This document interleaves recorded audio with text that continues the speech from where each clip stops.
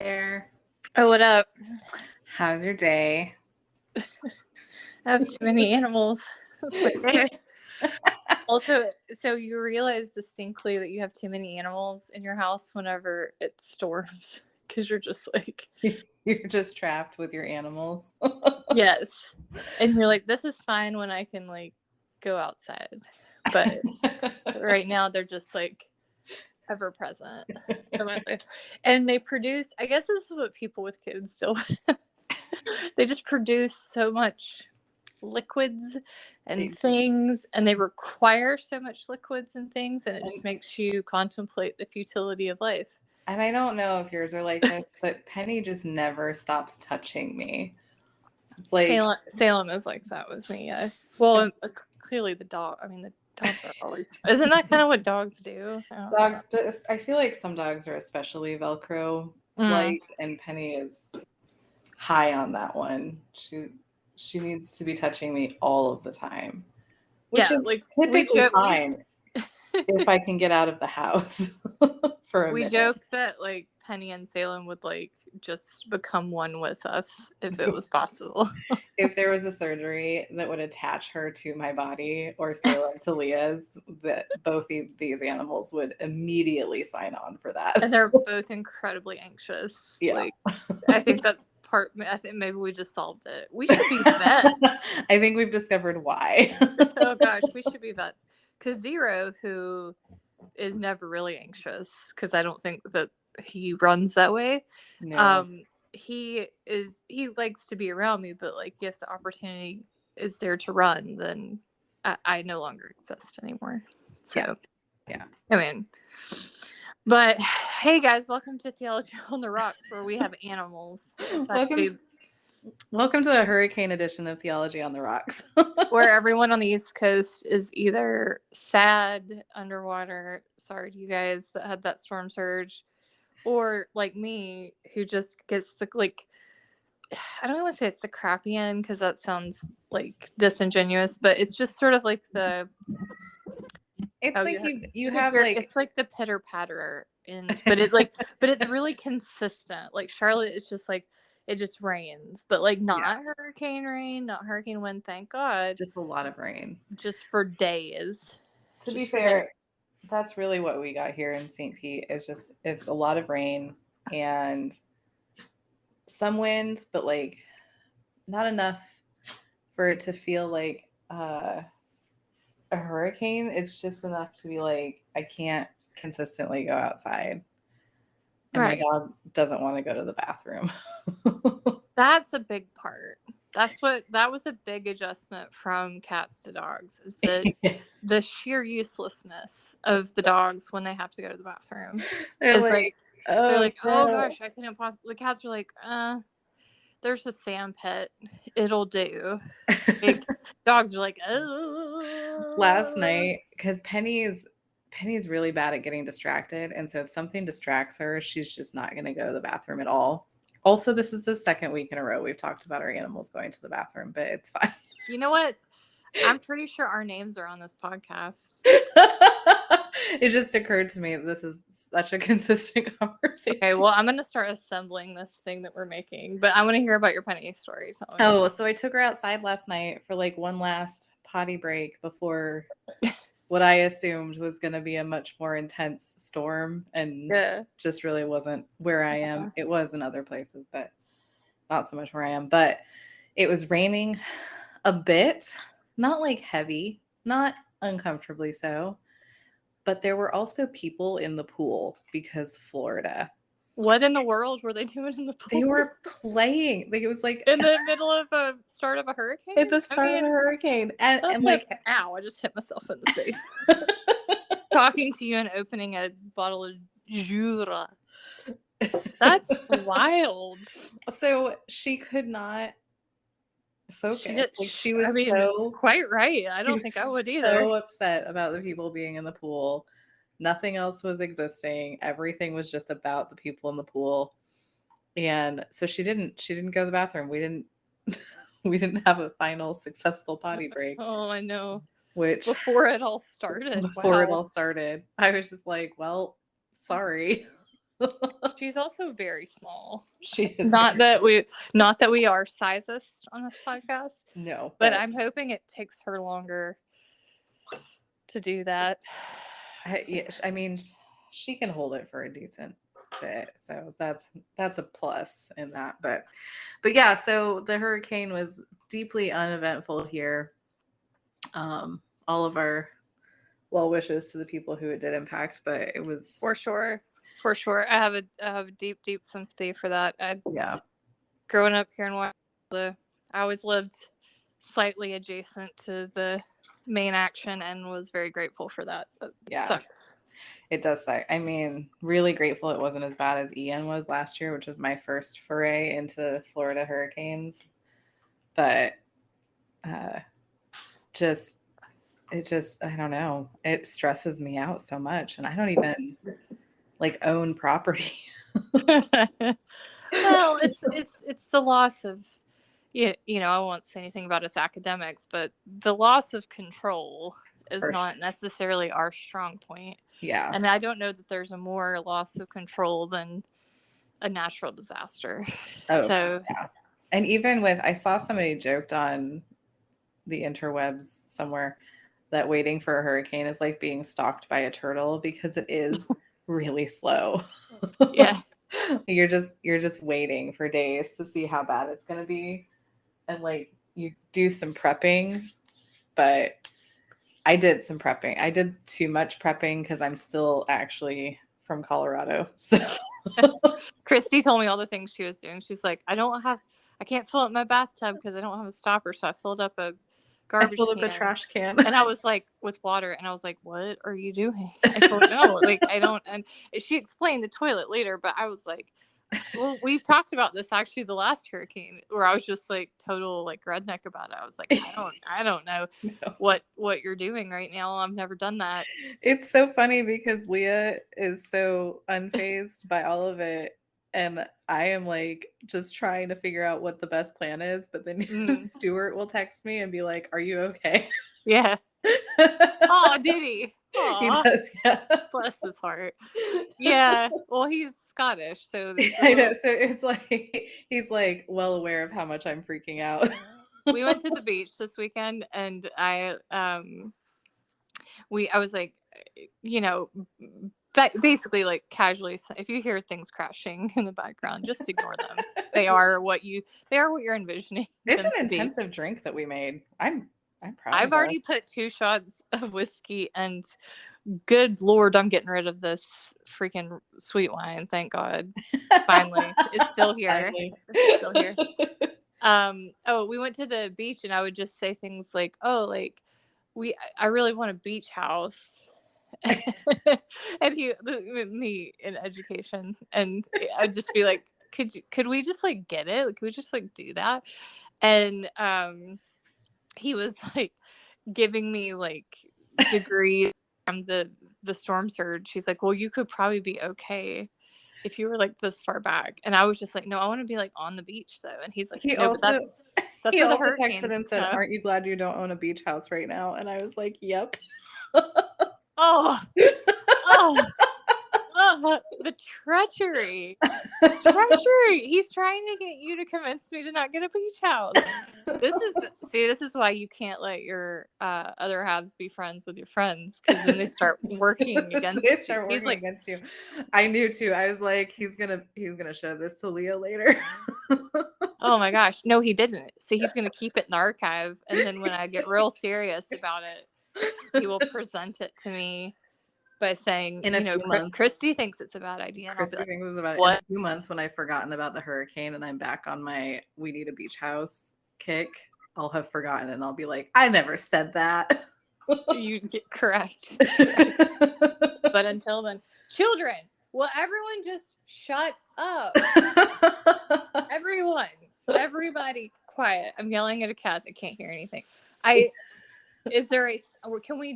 We have signs for some things, and we need a sign for shut the fuck up. And we haven't got there yet. We haven't gotten there yet. You need to teach him the sign for quiet. It's I don't know what. Oh my God. My friends in my friends that teach elementary school Use like a little wolf. Quiet coyote. That's it. Oh yeah, Quiet coyote. Yeah. But I think to be that's fair, I use a little squiggle finger to tell him I love him, and he just stares at me with dead eyes. So I'm not sure that how effective it is. I think you have to be a willing participant in language exchange, and I'm not sure that Beethoven. I'm not sure that he cares about communication in your ways. He cares about his own communication, which is in his head, and sadly, everyone else has to hear. So, guys. This is Animals on the Rocks. This is Animals on the Rocks.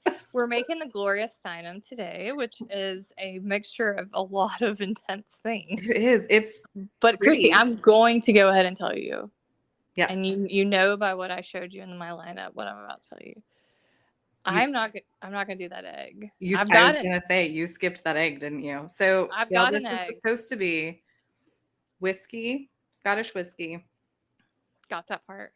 Lemon juice, which I don't own, so I have lime juice in mine, which you don't have a fancy Harris Teeter. It's fine. And then simple syrup. Got that. I made it myself. And egg white. You're supposed to put an egg white in it.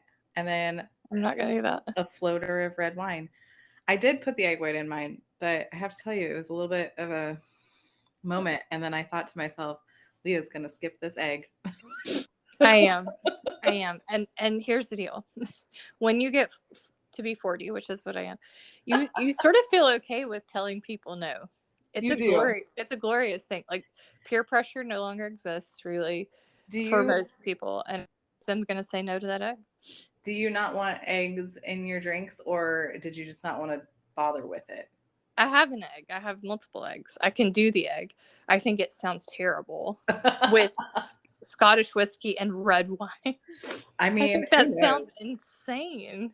We'll taste our drinks and we'll see whose is better. Okay, well, actually, can you tell me the percentage of the only two things I haven't put in here are the lemon juice and the simple syrup? If you have a shot of each. It's a shot of each. What was half of a shot? Because I just did a shot. Half of the shot was the egg. That's fine then. That can stay in that little hellhole. Okay. Hold on. I gotta do my lemon. Gotta do my lemon. Technically, it's also half a shot of the red wine, but I did. I put a full one in there. Yeah. Oh no. Also, you're supposed to pour the red wine in over a spoon. And I did that, Christy. Don't worry. No, I tried that and it went all over my counter. So then I did it again without the spoon. So I don't know what that spoon nonsense is about. I think that's fair. Okay, I'm almost done. On to the simple syrup. Susan's probably doing it in real time. A lot of pressure. It is pretty though. Like, I was impressed that it looks nice given I made it and not a bartender. There's a little bit of lemon juice left. So the Gloria Steinem, we got it from that book that we got the Beyonce book from. Yep. And I actually was like thinking, if you don't know much about Gloria Steinem, there is a fantastic drunk history that does about when she infiltrated the Playboy Bunny Club. Oh yeah. It's amazing. I'm going to have to watch. Drunk history is the greatest thing. It is. I can't confirm the accuracy, but watching it is really fun. Watching it is always fun. I don't really care so much about the accuracy. I don't either. I'm like, oh, she probably did that. But so she apparently, again, based on this drunk history, wrote a article about kind of exposed the early Playboy clubs. Yeah. And just how, I mean, it's not surprising in the Me Too era, but I think in probably the 70s or 60s, it was pretty, yeah. I mean, I don't know how it could be surprising. That just seems like an obvious, but it does. But I guess maybe that's our millennial brains. It was these high-end clubs, but I guess back in the day, it's post-war, it's just the men did what the men did, and you didn't really. Oh my gosh. Inside voices, children. You didn't really ask too many questions. But I had this quote from her, which actually So if any of you have studied feminist theory, you know Judith Butler is a huge sort of figure in that world. She actually criticized Judith Butler at one stage, but she was actually more criticizing the tenure system and how actually women playing and if you don't know what tenure is, it's basically like this sort of old school system that really is becoming increasingly rare, but also there, like it doesn't really. Back in the day, it was a system whereby it was academic freedom. Like academics could write what they wanted without being fired. So it's like almost like a guarantee in your contract. Now, tenure systems, they'll write something in that says like, if the department shuts down or if we get in financial distress. So essentially they undermine all of it because they could just fire well, you. and there are also I've heard of many tenure contracts that also even have some kinds of clauses about like it and it obviously the legalese around it and stuff is not going to be this straightforward, but it's like if you do something we don't like, we can still get rid of you. So the point of tenure has kind of gone away. Yeah, it has. And you know, I sort of I question it. Yeah. And we are seeing it increasingly with the education stuff that's going on just all around the country, is that if someone decides to oust just like an entire department, if the board of trustees decides they want to do that, then they can, you know. And so that was sort of the point of tenure to begin with, was so that stuff wouldn't happen.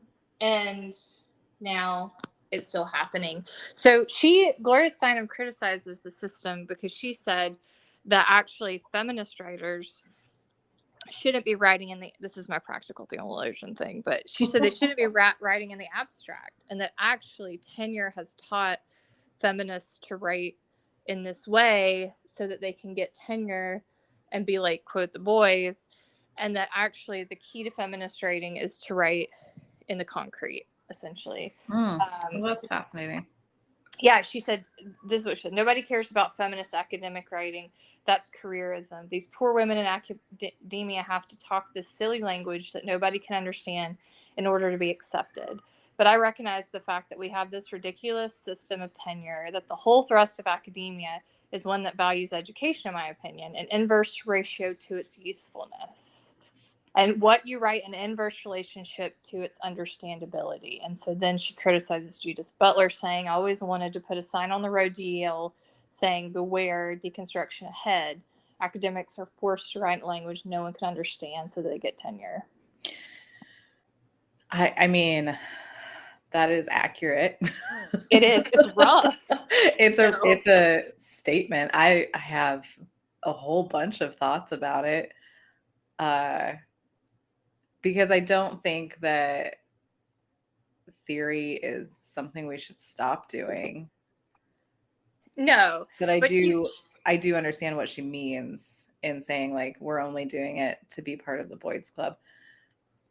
Because I would say a lot of people I know wrote their first books with that intention of like, I have to prove my chops. I have to be like, I have to show, like, use all the fancy words and do all of the like theoretical stuff, and then I can go do the things I actually want to do after I do that first thing. And I do think that's a bit silly. Like, that was her next thing. She said they have to, talking about these people going to get tenure, they have to say discourse, not talk. Knowledge that is not accessible is not helpful. It becomes aerialized, and I think it's important that a woman's experience be given a narrative. That's the end of the part. I also think that even if we're writing theory, you can do it in a way that's accessible if you just for sure some of the stupid language. For sure. Like I always tell people I write, and I don't write. I write like a practical theologian, but what I mean by that is I write like the most non-artistic person in the world, and I'm kind of okay because I really just want some people to get my ideas, you know, like there are some people who write beautifully and I want to read them on the beach specifically and I want to like fall in love with their stories, but like I know that I'm not one of those, but I also know that, you know, it's easier sometimes to get across a message if you're being I mean, there are some books that I've read that have been incredibly powerful and had amazing things to put forward. And at the same time, and I mean, we're both very smart people. I am not somebody who usually struggles with reading, but there have been a couple of times that I've had to read books multiple times just to understand what's going on, because it is behind such academic language, and you're thinking the whole time, you could have written this in a way that people would read it. Remember, I wanted to do my master's dissertation on Mircea Eliade, who wrote about creation stories and like sort of comparative narratives in religions. And I started reading one of his books, and I was making like flowcharts. Yeah. And I was like, I want to use you because you said some things in snippets that I thought were like mind-blowing. Yeah. But like when I start to read your book, I don't understand any of it. And I realized people have chosen the snippets that are most accessible. Yeah. Well, and I think like, I mean, there's, like I said, there's room for some of that stuff. There's room for some of that language, I think. But like snippets of it or have a way to access it better. It just seems so like we gatekeep these books through making them unreadable. And I think that was her criticism from what I could read is like, I mean, and hers was a snippet as well. So there we go. Yeah. I'm a hypocrite, but it's like, no, I mean, we're not going to read a whole book on the podcast. Would you guys like me to? It's story time with Lee. It's story time. We're just going to sit here and read Gloria Steinem to you. I'll adopt this voice if it helps. It's so soothing. It does. I know. It doesn't creep you out. I'm going to get way more Southern the more I drink, and I apologize it. Speaking of drinking, are you ready? Oh, I totally am. Yeah. Okay. Oh, one last thing I did want to say. Yeah. Well, I've lost it now, and I haven't started drinking. It was something about the language.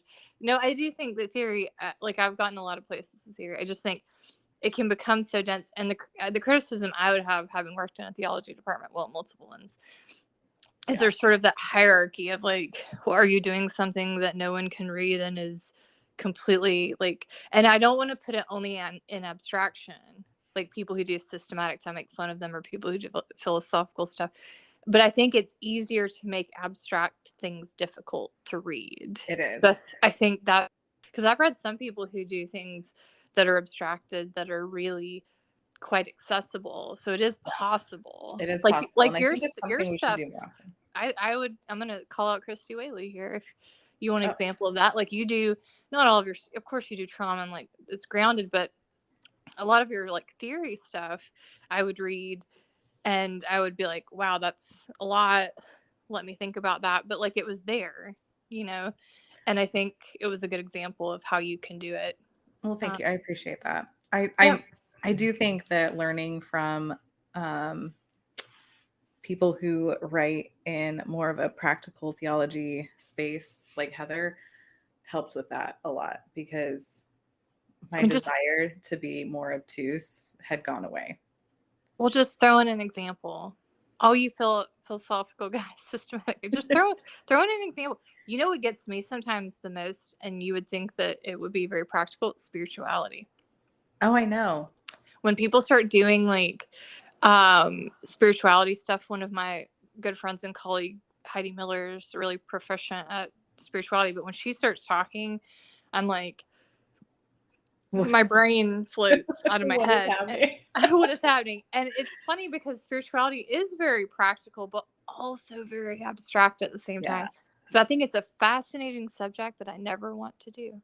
But good for you guys who are doing it, because I do think it's like the combo of those worlds, because you're talking about this like behind the scenes stuff, but then also you're like talking about humans.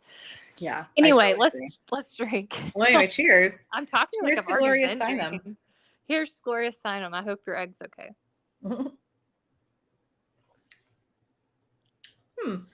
I would say. Oh gosh, that's strong. This is very strong. The wine being on the top is like all I can currently taste.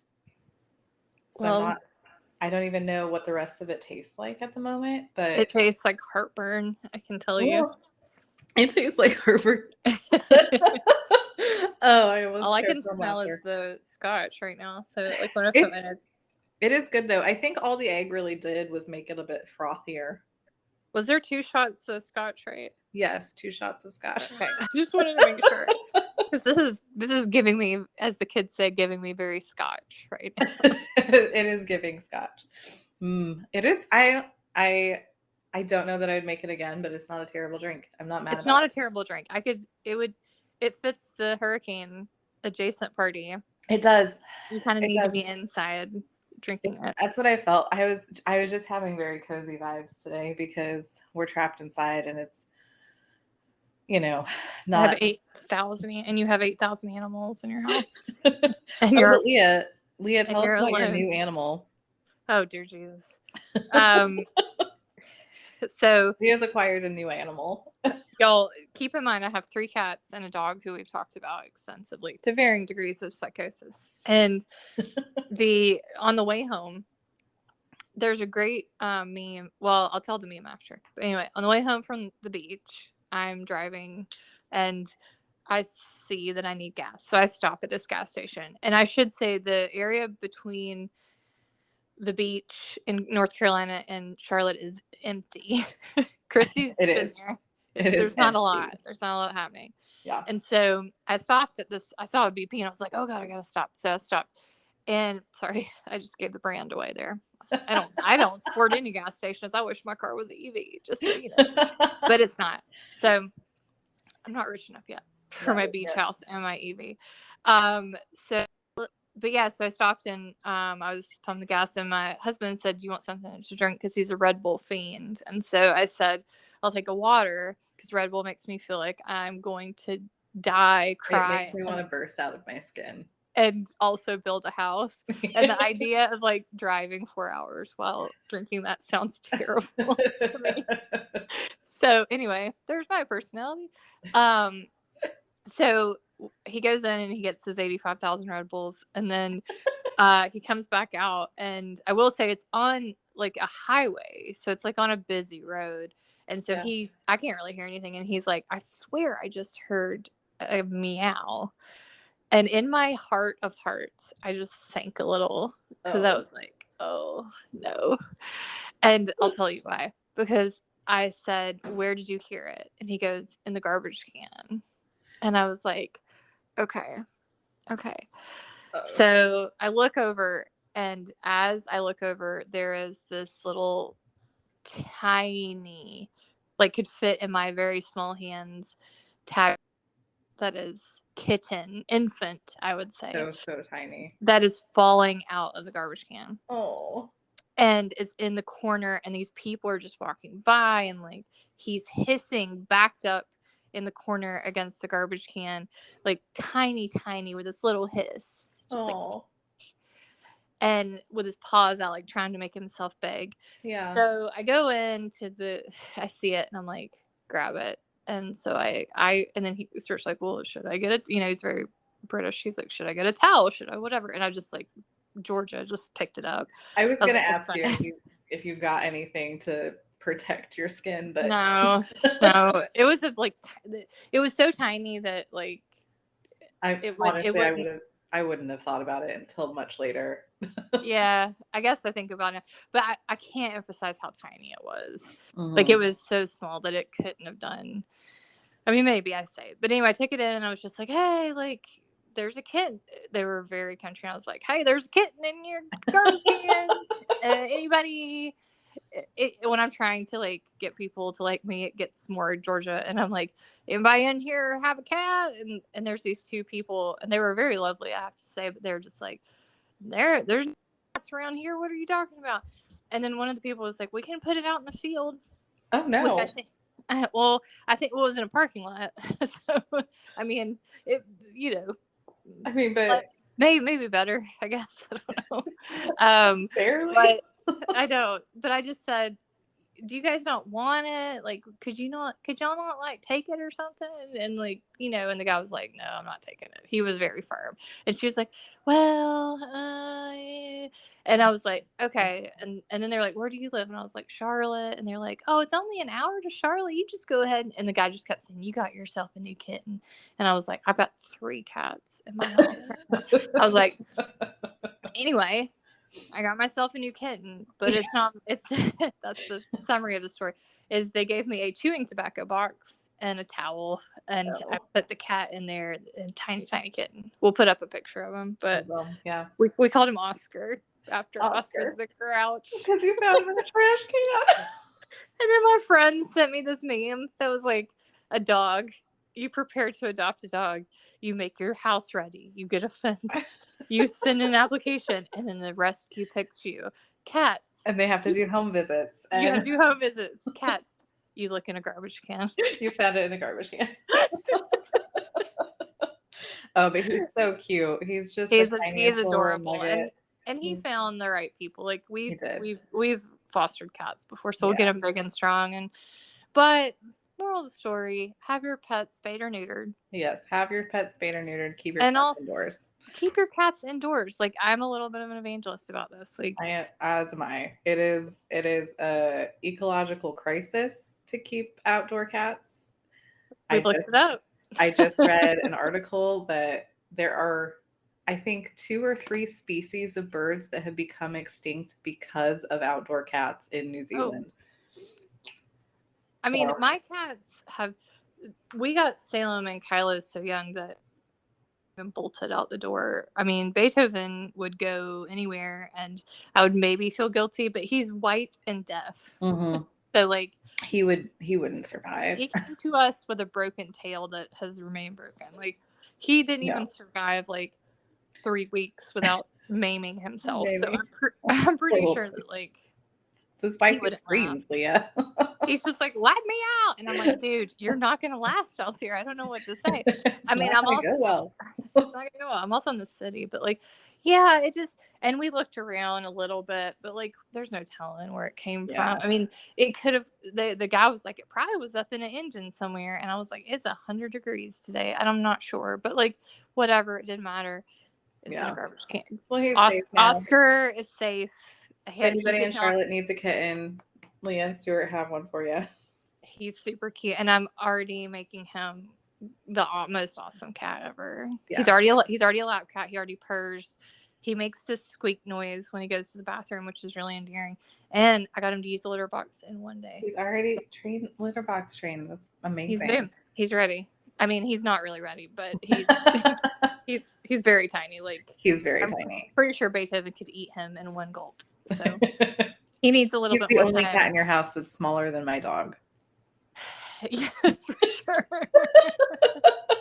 100%. For sure. Like Penny would be like, I am the boss of this bitch. Penny would be like, tiny animal. Mm-hmm.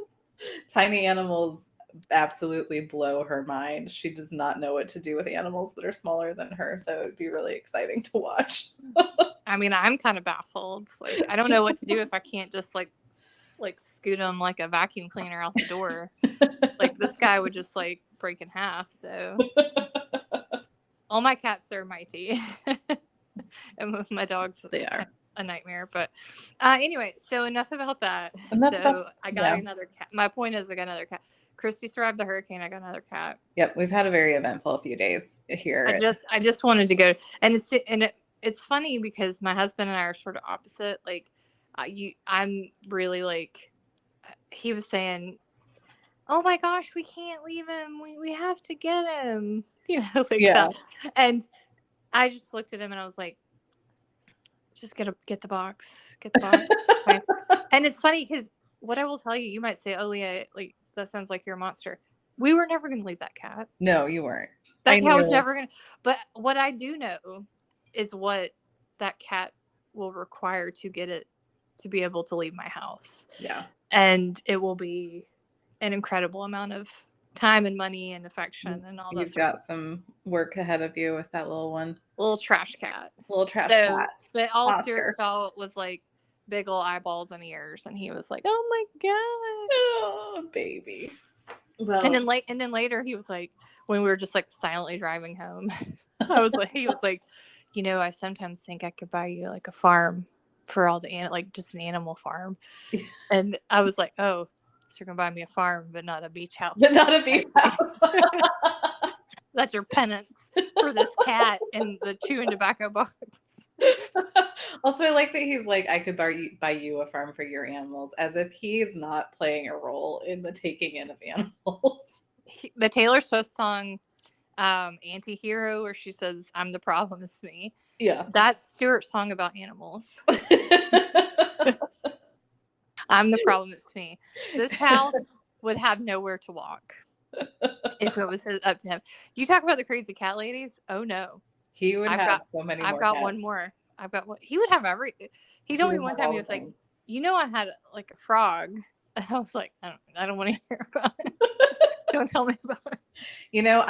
When after I graduated seminary, I told somebody this, and it was not in jest, like I was kind of serious, but I had absolutely no idea how to even begin. But I was like, I either am going to do a PhD or I'm going to open a dog rescue.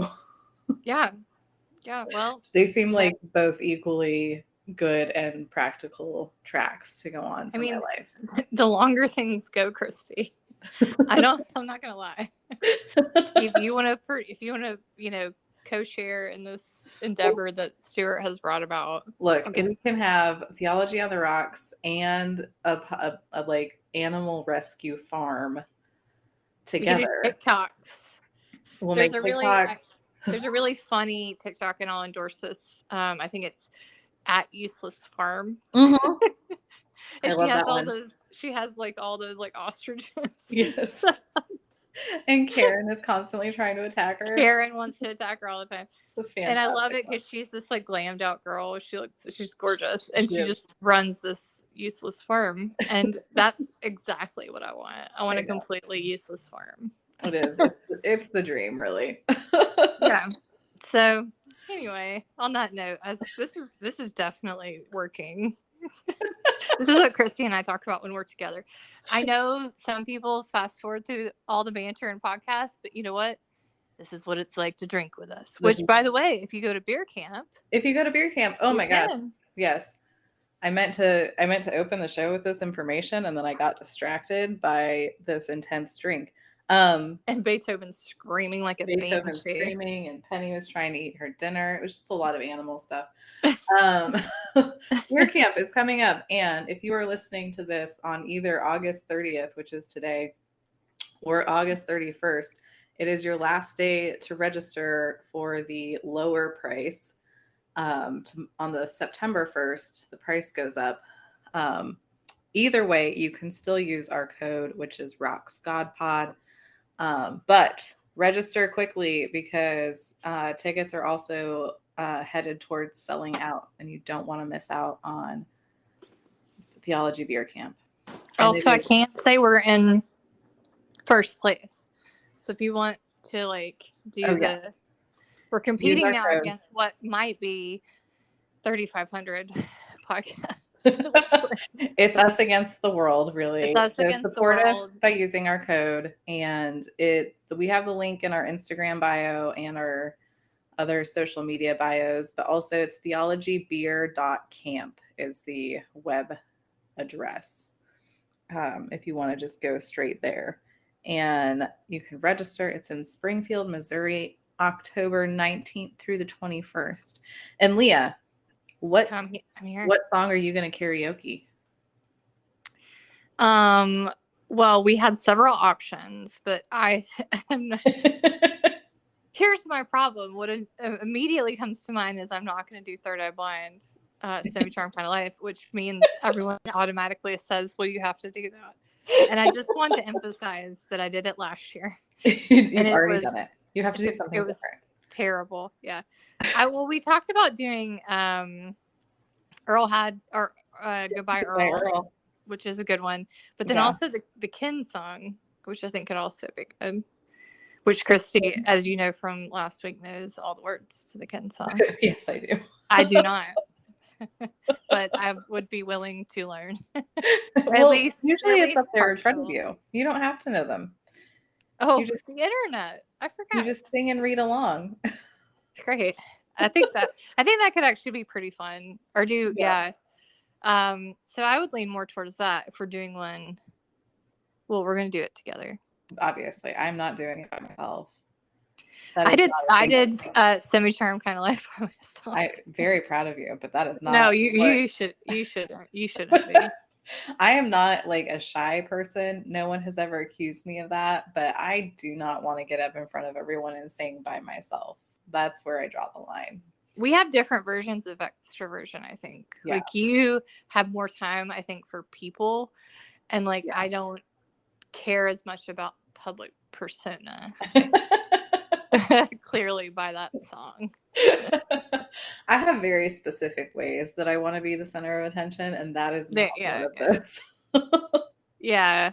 I just don't care anymore. I don't know what happened. You hit 40 and you're like, fuck it. I know. Probably the alcohol. I'm just like, whatever. This is fine. I mean, I'm not embarrassing any kids. Like my cats aren't here. So. Yeah, we are going to that, and then we're going to be at AAR. Yep, and then AAR is coming in San Antonio. We're excited to get my cowboy hat ready. We're gonna get some margaritas. Oof, yes. But I have to do a panel at some stage. You have to do a panel. I very purposely did not submit a paper. Well, I did, but because of my track, I assumed I was also not going to be on a panel.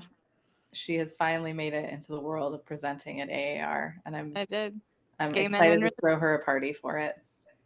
With margaritas. It's going to be great. So those are our plugs for things happening. Yeah. Today is, if you can believe it, today is our 13th episode. 13th episode. Feels like we've done something now. My question is, how do we move to season 2? Is this the end of season 1? Are our seasons 13 episodes long? We could do that. I mean, that's kind of cool. I like that. Although I don't know if we're just going to have another episode next week and then it's... Well, you just go to season 2. It's called the edit button. It's called the edit button. It's not really hard.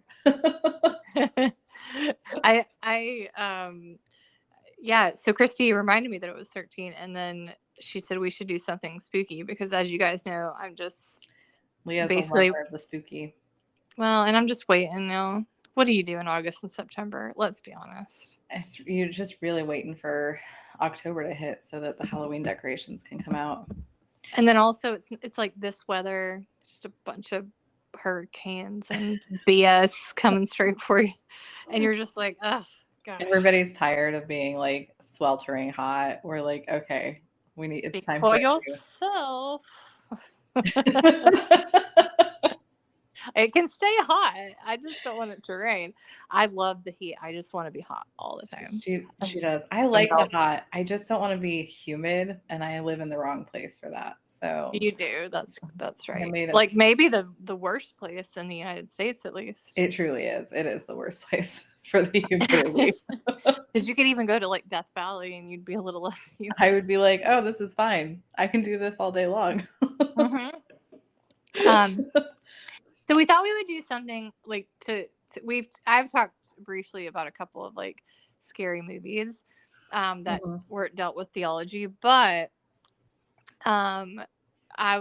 she said let's do something spooky, and I was like, okay, horror movies, let's do that, which I have watched most of them. Leah loves horror movies. I don't like gore porn though. I don't do those. So like the Hostels and the Saws and all of that. Yeah. I don't need that's just like Red Bull to me. I don't mind a good thing that could happen that I could worry about, like a natural disaster, like a shark situation. But like Sharknado, like whatever, I'll watch that. But like I don't need to see someone just being obscenely like, I mean, and you could argue some of these are like that, but like the whole point of those movies is just like torture, and I'm just not really into that. But no, we don't like that. But what is your favorite horror movie of all time? Scream, the first Scream. Okay. Yeah.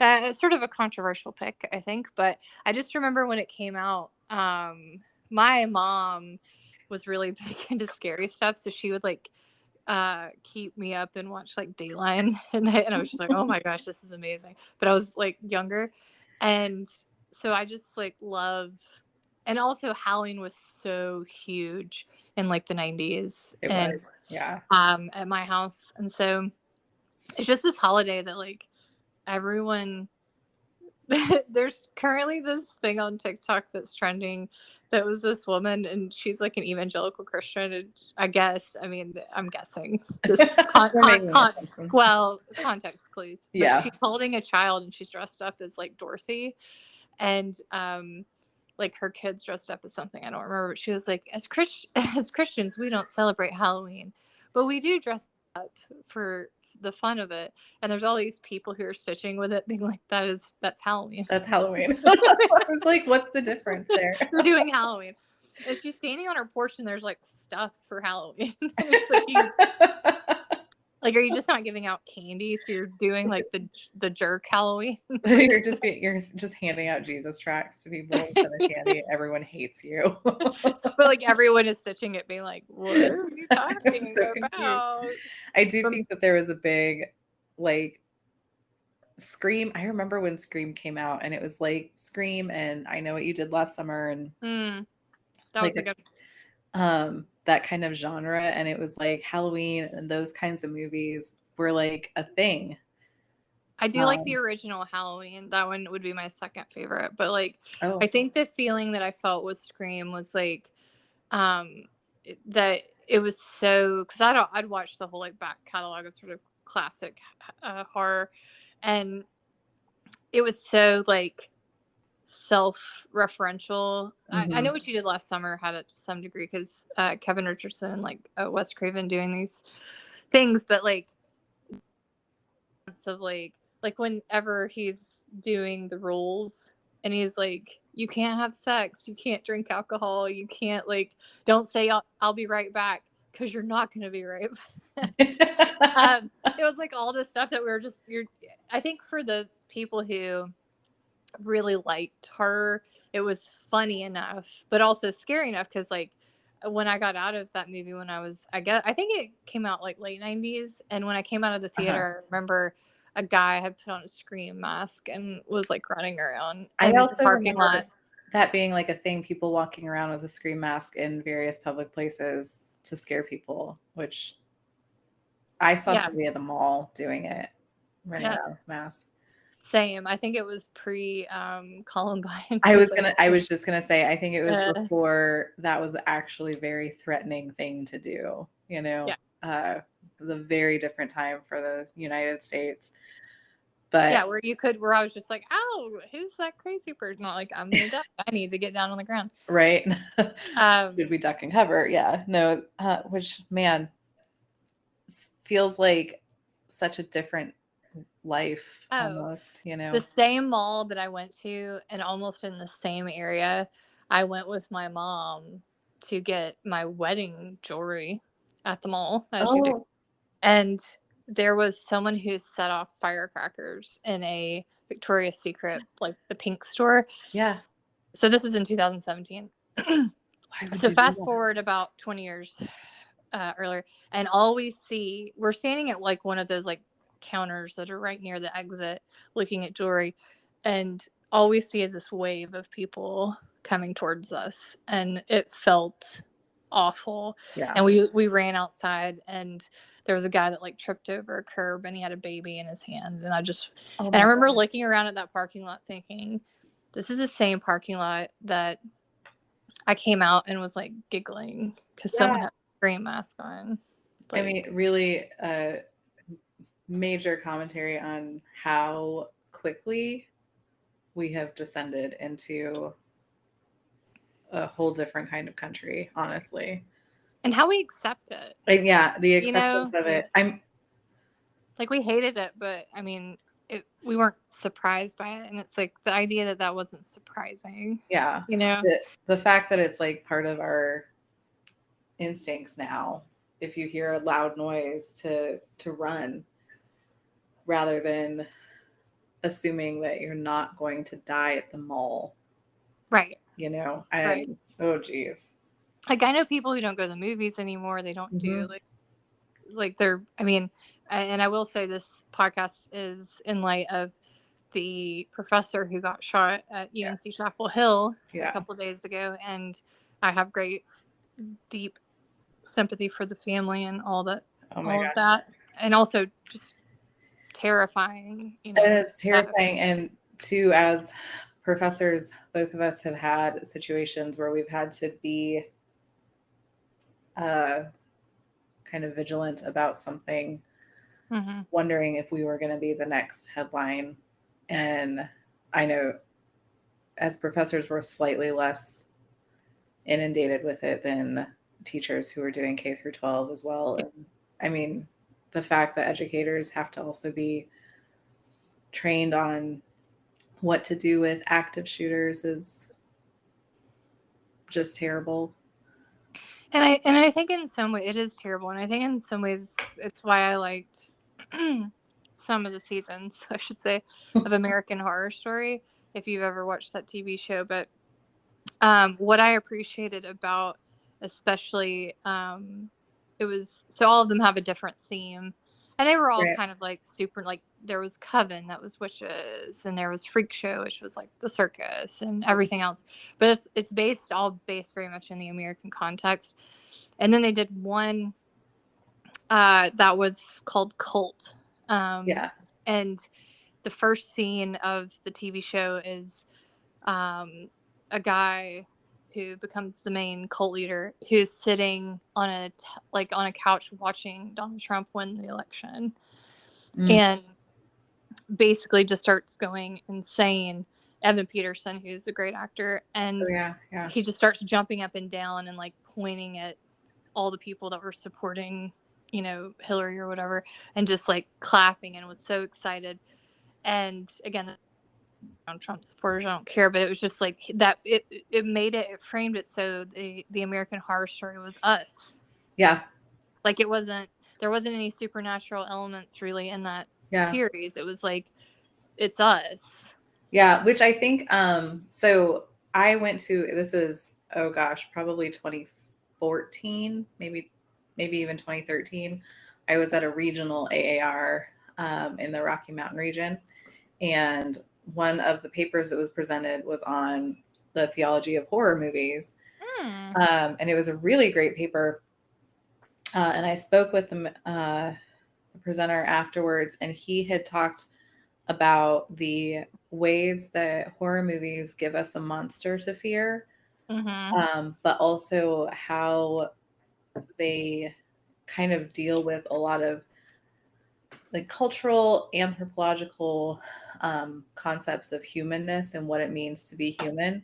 And so what are the things that we can take away from a person to make them into the monster instead of a human?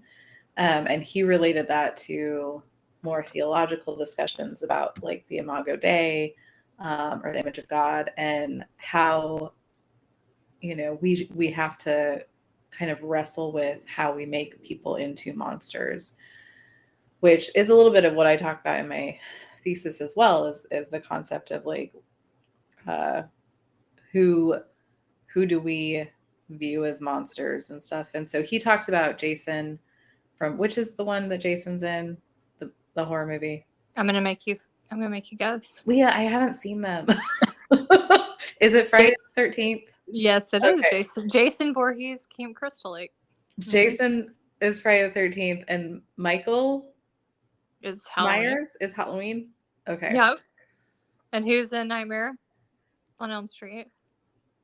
Freddy Krueger. Okay. 100 on your test. I have seen one of those movies, and I think it was Friday the 13th. Yeah, those are classics. Is that the one that's at camp? Yeah, it's Camp Crystal Lake. Okay. Yeah, it's a real sort of thing. I will say the sequels. I'm gonna let you finish your story, but the sequels are funny because like the sequels are never as good. Well, they're not, but it's also like, just don't go to the frickin' lake. Yeah, stop going to the lake. Why would you go? Stop going to the camp. My friends in high school knew that I'm a big wimp, and I like truly I can't watch a lot of things. I'm a little bit better than I used to be, but not much. And my friends in high school used to tell me that we were going to see a certain movie, and then it would actually be a horror movie. But like 10 minutes in, when I realized it would be too late, like now I have to finish it. So that was one of those times that I got tricked. But he talks I mean, he's very slow. Like it's it does feel like you could get away from some of these. You could, and again, just want to emphasize, he's always at Camp Crystal Lake. So don't go there. Don't go there. This is also why I'm not afraid of zombies, is that I just really feel like it doesn't take a whole lot to get away from the zombies. Well, This Is Us. Have you watched This Is Us? The new one with Pedro Pascal in it? Oh, yeah, that's not This Is Us though. What is that called? Because This Is Us. That was the like loving The Last of Us. The Last of Us. Yes, I did watch it. Those are faster. Those guys are a little bit faster. They are a little bit faster. Zombie movies, though, I'm good. I think my ex got me like over the fear. I'm glad you've gotten over that. But anyway, he talked a lot about the kinds of things that you could like, because his paper was specifically studying, I think, Jason from Friday the 13th, and the kinds of things that we kind of demonize in humans that he embodied, and they weren't even like monster characteristics. It was like he was a little bit introverted or something, like very normal things, and the ways that we kind of make those less than human in order to get mad at people. But I do think that this is part of the problem with where our society is in terms of all of these shootings and stuff, is that we come up with reasons why it's an anomaly and why those people are monsters, but most of us are not monsters, instead of investigating what is going on with all of us and saying, like, what are the things causing it? I mean, it's like 20 some years since Columbine. And it's just gotten much worse and more prevalent. And that's not actually a very long time. And so how quickly we've gotten into this place, you know, how we have made certain people monsters. I think it was a really interesting paper. And I think that's when I said this stuff about AHS cult. I was like, he was looking at Trump, but you know what? It doesn't get, and I think that's the thing, is like, don't give those people power.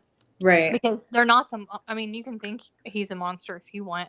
But like, the issue was that the people watching had stuff deep inside. Yeah. So the horror story is the public. Yeah. It's not like that was the whole point of the season, is that it's not this one person. This one person just opened up this gateway of like, I hear you. Yeah. The one person just really let people do the things that they were already doing, but more in public or out. In public, right. Yeah. That's right. And there's been people like that throughout, history. Like, and just read bad theology. There's a lot of them. There's a lot of them in there. There's a lot of them. Yeah. From the kind of creation of our country and onwards, the history, there's been these people who have in some ways allowed people's inner kind of, I would almost say selfishness, if you want it to be a little bit less, subjective, selfishness, rise to the surface and just take over kind of certain communities. And I think that's what certain political figures, not just this last one, but some of them have done. And I think that's what that show is about. And it's this idea of like, because there's one American Horror Story that's about, this is a spoiler, guys, for the most recent one. So fast forward if you haven't heard. But it's New York City, so you don't know what is happening. It's like the 80s, and you're not really, or 70s rather, and you're not really, or maybe 80s. You're not really sure, but there's this guy with an axe who keeps going after these guys at clubs and like gay clubs, and you start to realize as the series goes on that it's not an actual monster. It's HIV. It's the AIDS crisis. Oh, yeah. Okay. Yeah, but they've personified. They've personified this as a monster, and he hides in the corners.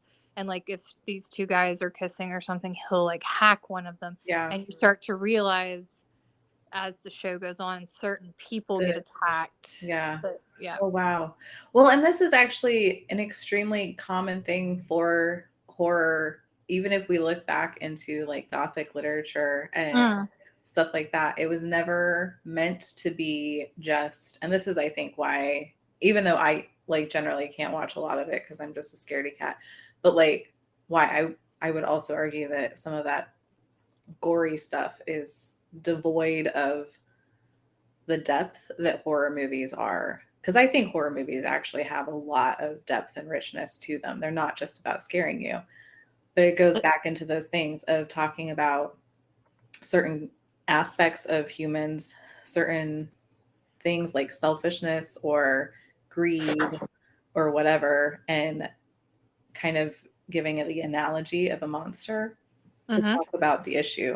This is, if you look at like vampire stories or even zombies, if you're looking at more of a Caribbean spirituality and studying what zombieism was for that culture, because it's not the like brain eating zombies, it's a very different thing. And it's really fascinating to kind of look at what it means to be soulless as a human, and to have lost like the thing that makes you human and then become this zombie.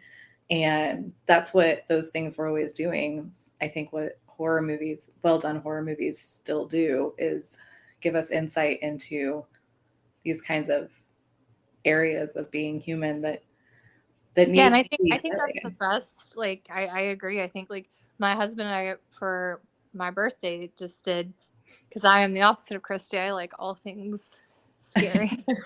I don't know why, we could dig into that, but we did an Edgar Allan Poe night, and I think he was kind of like what you were talking about. Is he's really good at that.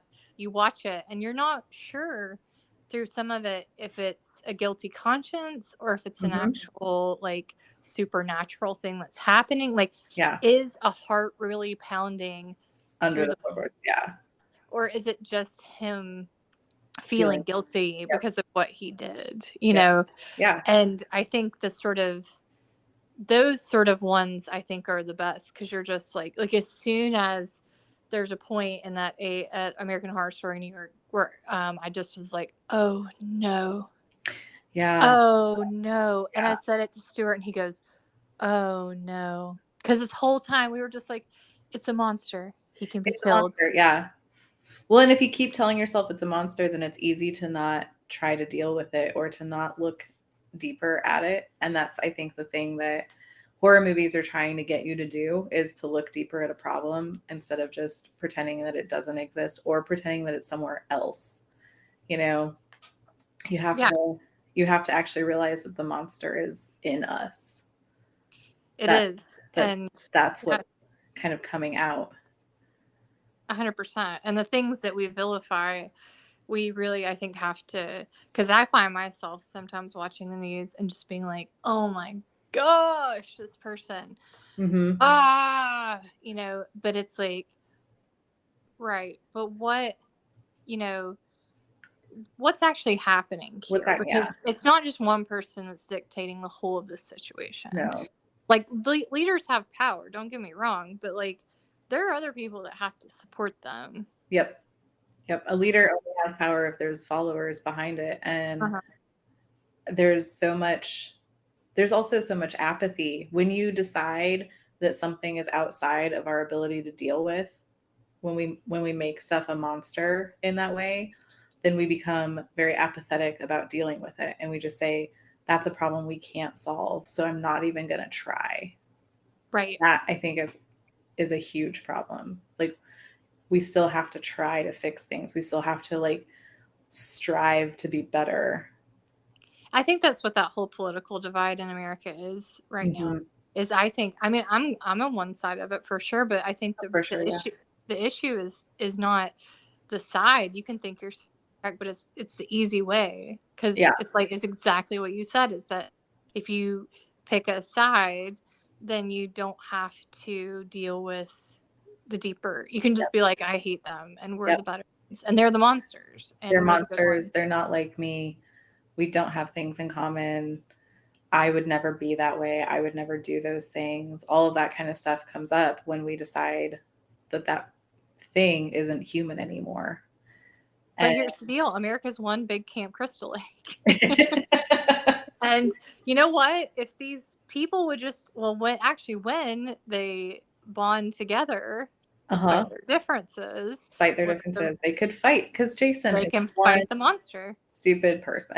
And I mean, not even that really. And he's very slow. And you have canoes. And you can gather things. Well, and you see it happen. Like I did watch Midnight Mass, which I know we've mentioned before. I thought it was brilliant. I thought it was really, really good. And I really appreciated the ways that people realized how they could fight against what was going on. And then I also decided, because one of my friends, who I am going to call Catherine, lied to me. Is it the real Catherine? Catherine, who, yes, dear friend of mine, but a big old liar. That's fine. A liar. I yelled at her. So I watched Midnight Mass on her recommendation, which normally she gives me great recommendations. You just said you liked it. I did like Midnight Mass, but then she was like, you also need to watch The Haunting of Hill House. And I was like, is it scary? And she said, no, it's no worse than Midnight Mass. That is not true. That is a probably not true. I would be. Lie. That show is so much scarier. It's a house too. I always think houses. There's a little bit more. It was the bent neck lady. I could not sleep for a week. I was dying. I thought I was going to die. Every time I tried to go to bed, I was just like laying there thinking about the bent neck lady. But I do think she was really specific, though. You'd have to be really in that world for it. But I do think that show also really gets at what we're talking about, is that idea of like, we are kind of perpetuating this cycle by not being able to look at our own problems, like, I can't think too hard about it or I'm not going to sleep tonight. But like, I did think it was The Haunting of Hill House was written by Shirley Jackson, who we maybe talked about before, but no, I don't think we did actually. But she has a book that's an autobiography that's called maybe it's not written by her. I'm just going to say a biography, but it's called A Most Haunted Life. Yeah, she didn't write it. It's about her life. Okay. She didn't write a ton, but she was like she wrote that. But she was someone who struggled a lot in her life. And a lot of the stories you read, and if you read A Most Haunted Life, her husband was really abusive. He was like a professor who like slept with students and like basically held it over her head that he was this academic, and like and she had problems herself, and it was like you can, if you read that book, everything in Haunting of Hill House kind of makes a lot more. Yeah. And you once again realize that the horror is her life. Yeah. She wrote The Lottery also. Oh, I don't know that one. Oh my gosh. You have to read it. It's so good. It's a short story. And is it also about her sad life? I mean, it is an indictment on a lot. It is super intense, and it's a pretty common English lit read. Okay. But it is very, very, like I said, I highly recommend reading The Lottery, but oh boy, the end is rough. And it's a brilliant short story. It's written really well. Yeah. I mean, I think she'd be really pleased with how it turned out. When I read about her, I'm like, oh gosh. Yeah. Well, and this often too is true of those writers. Edgar Allan Poe certainly didn't have the. Oh, he's like, yeah, he was. I mean, the whole Raven poem is like apparently about his wife he knew was going to die, and he's like, and the Raven's just being like, nevermore. You're never like, maybe I'll see her in another time. The Raven's like, nope, you're not going to. You're not going to. So he had stuff, and he like died like in a ditch somewhere or something, I think, like, you know. He And died. so, Yeah. I mean, alcoholism. I mean, and wellness is other, like, there's so much going on with a lot of those writers, but like they're really oftentimes talking about their own demons and their own issues, which are almost every time just common things that people deal with, but we don't want to deal with them. So we pretend like it's not happening. Agree. But you just made me love horror movies even more now that we're on. Honestly, I mean, I support horror movies so much. I just I can't do it. I know. I think that's fair. I mean, there's a lot of, again, if we circle back, it's escapism for me. Yeah. For you, it's like a a magnifying glass on the terrible. All that said, I do really like all sorts of crime movies, and I have started this terrible habit of watching Lifetime original movies that are like about various women being murdered or abducted or something. See, I can't do that without getting nightmares. We can find a therapist to talk about why this is a current obsession of mine, but it's been a thing that I've been doing too much. I know. I think there's some stuff to unpack here. I never did ask you what your favorite horror film was. Gosh, see, I don't even know if I could say because they're so devastating to me. Like, how do you say what your favorite experience? Okay, what's the one that has hurt your soul the most? The one that hurt my soul the most? Well, have you ever seen What Lies Beneath? Yeah, yep. With Michelle Pfeiffer? Yes. Yeah. And isn't it Harrison Ford is her husband? It is. Yeah. Harrison Ford was one of my earliest crushes. Like Harrison Ford's Indiana Jones. I obsessively watched Indiana Jones when I was little. Spoiler alert to What Lies Beneath. I loved him so much. And he will not be your favorite after it's over. I went to see it when I From what I remember, he was not a good guy. He was not a good guy. I went with two friends. One of them was a guy who, like, we were very close. And I remember sitting in that movie, and when you realize that Harrison Ford is the baddie, I just like looked at my friend Matt and I was like, I will never trust you again. You have a lot of friends that are going on the non-trust pile here. This was entirely not Matt's fault. He was a very nice guy. Matt got off. Catherine did not.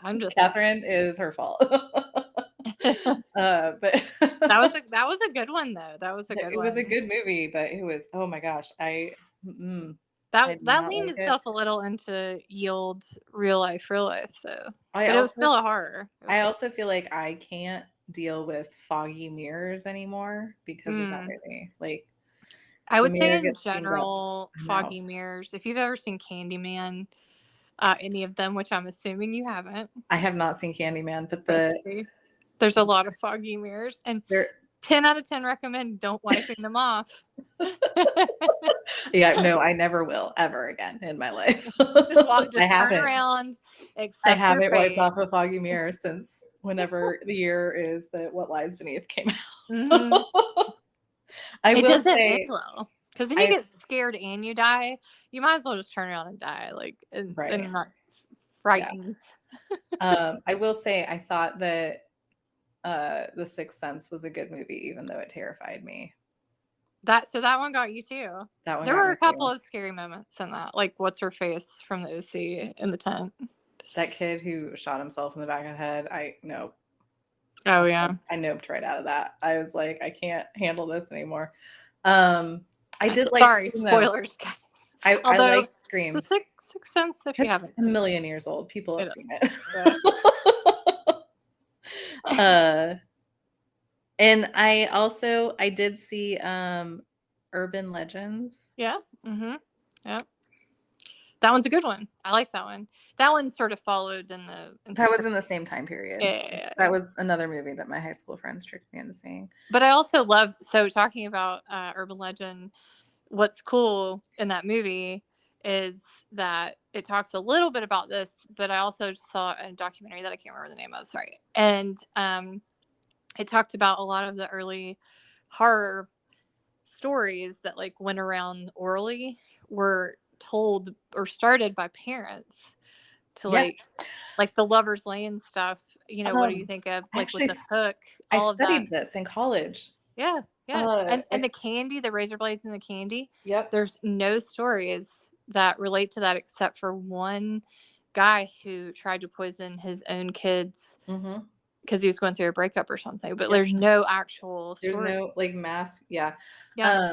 I took a class on folklore when I was in undergrad, and it was one of my favorite classes. We studied a whole bunch of different folklore, but when we got into folklore in the US, and it's a thing I tell my students currently, is that all of these stories that we tell aren't stories that we're trying to tell to mean that these exact events happened.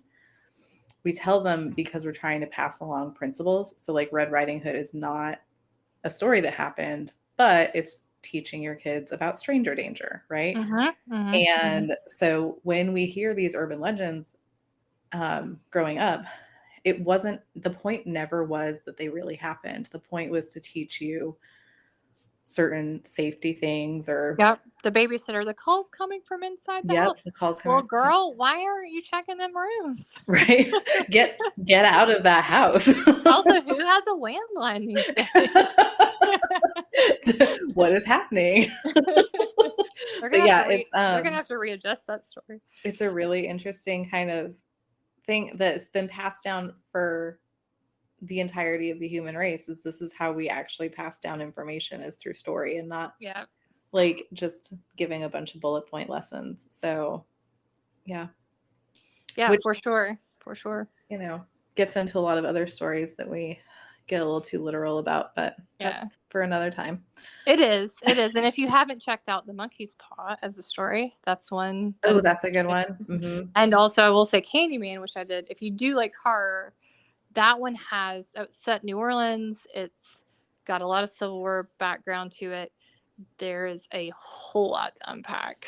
I will also say that while I can't watch horror movies, I am a huge fan of like Gothic literature and stuff. And so there's like Monkey's Paw I've read as a story, and it's a good one because it's one of those sort of earlier things of like, the human condition and what makes us horrific as being Dracula. Human. Dracula's a great book. Super racist, right?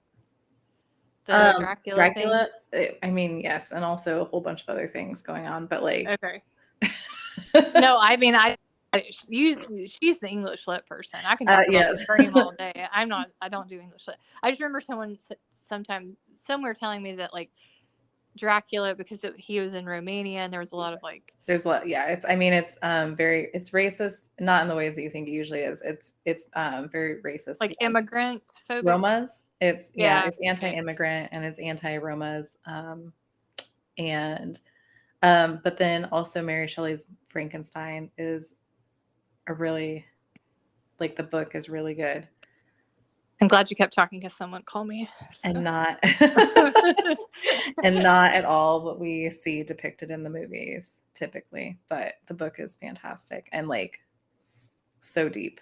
And also the story about how it got written is just the best story. That she wrote it to like beat her husband and his friend in a contest. Oh yeah. Yes. It's amazing. But I think there's a drunk history about that too. There is, yeah. So that's our recommendations for today, mostly drunk history. But for a short one, everybody go read The Lottery by Shirley Jackson. It's a good, but horror is such a great genre. The next I watch Bambi.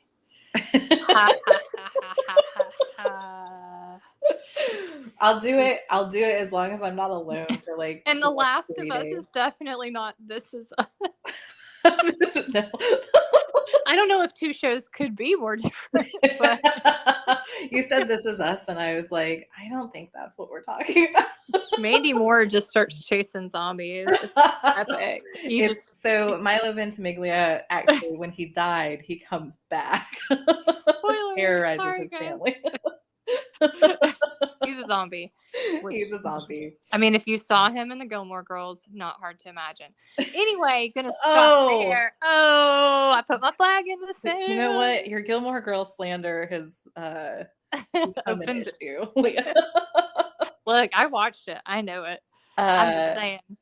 Go on to our Instagram and convince Leah to watch One Tree Hill. It's yes. At Rescue, I saw something and I was like, everyone signed this with emotional quotes. I don't know what it means. She texted me a picture and was like, "Where am I?" And I was like, "You're at the river court. Oh my god." I just kept going, what does that mean? I was like, just watch the show. I had a really emotional moment and then a deep dive. I went to the bridge when we were out there for your birthday. I took Susie, our friend Susie, who sweet Susie has never seen it. And the bridge is absolutely covered in quotes from the show. Yeah.